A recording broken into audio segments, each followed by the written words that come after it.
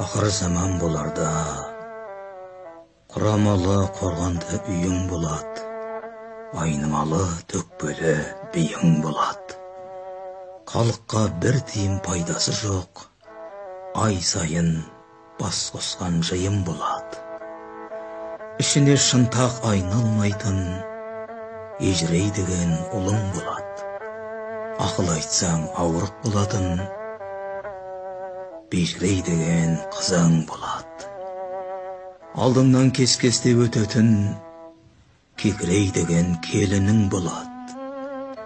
Ішкенің сары су болады, берсең итіңді ішпейді. Бірақ адам оған құмар болады.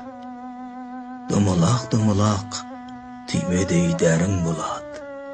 Жастарға билігі жүрмейтін кәрің болады. Ертеңіне сенбейтін күнің болады. Бетіңнен алып түсетін інің болады. Алашы бар тілің болады, дүдәмәлдау дінің болады. Әйелің базаршы болады, еркегің қазаншы болады. Бұқараны құмылады, төрткіл дүниені су алады. Өлімің қойдай болады, садақаң тойдай болады. Түйең бұлан болады, жылқың құлан болады. Сиыр пұл болады, қатын би болады. Қиналғанда шапағаты жоқ, жақының болады. Ит пен мысықтай ырылдасқан еркек пен қатының болады.